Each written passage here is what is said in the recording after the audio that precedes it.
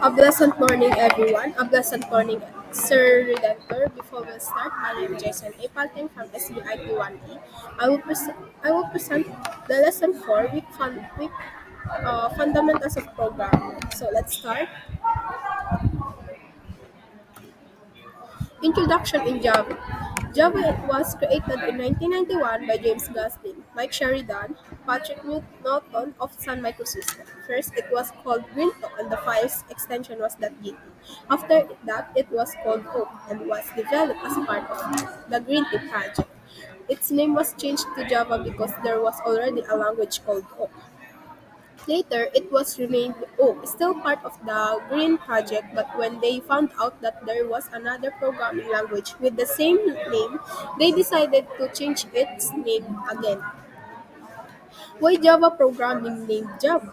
According to James Gosling, Java was one of the top choices along with Silk. Java was so unique, most of the team members preferred Java than other names.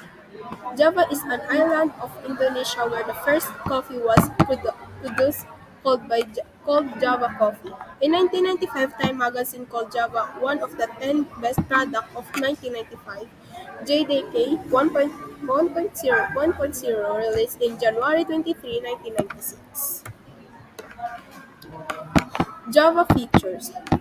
The first object-oriented basic concepts of OOPs are object, class, inheritance, polymorphisms, abstraction, encapsulation. The second, simple. Third, secured. Fourth, platform independent. Five, robust. Six, portable. Seven, architecture neutral. There have two types of platforms. The first is software-based and the second is hardware-based. Java features under number 8, dynamic, interpreted, high performance, multi-threaded, 12 distributed, high performance, multi-threaded, and 15 distributed. Java can be used Java can be used to create two types of programs. The first program is Applet, a special application designed to run within the context of a web browser. Application is a standalone program that does not need a browser to run.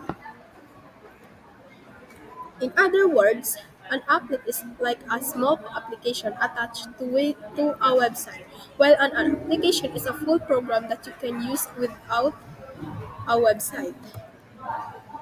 So I create one quote about life of program. Debugging is like being a detective in a world where you're also the suspect. So that means you also have to think about whether you made mistake when writing the code many times, the error in your own code.